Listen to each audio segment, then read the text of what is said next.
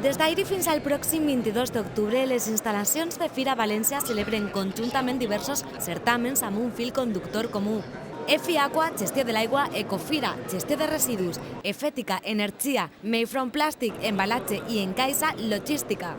L'objectiu, oferir serveis més competitius per a les indústries, empreses i administracions que recolzen i respecten el medi ambient.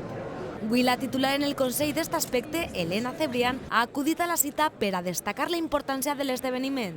Y es importante que estemos aquí, que la gente conozca lo que esto supone. Nuevo modelo productivo que se quiere implantar, muchísimo más sostenible en el tiempo, ir hacia la eficiencia, la gestión sostenible de residuos, la eficiencia en el uso de recursos naturales y todo esto teniendo en cuenta que que genera grandes oportunidades de empleo. 20 metres quadrats abastats per 300 marques que a través de 164 expositors tan aclamats com Tecnidés, Aguas de València, DAM o Consorcio Valencia Interior mostrarà les millors innovacions en el sector.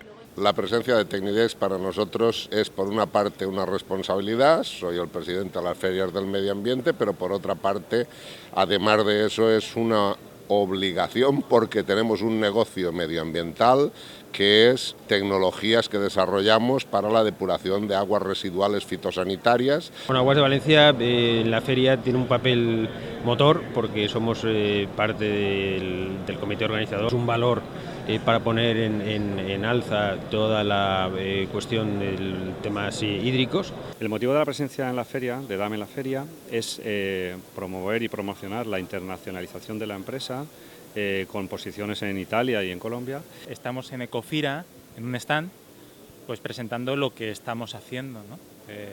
Más allá de que el consorcio es la entidad que hace desaparecer la basura de media provincia de Valencia cada día en los contenedores, tenemos que explicar que hacemos cosas con esa basura, ¿no? Y que es necesario que nos ayuden los vecinos a separar en casa para que esto tenga sentido. A més, s'afegeixen conferències i exposicions que complementen el tema parlant d'aspectes tan actuals com la municipalització dels serveis públics o el nou marc regulatori del Pla Estatal Marc de Gestió de Residus.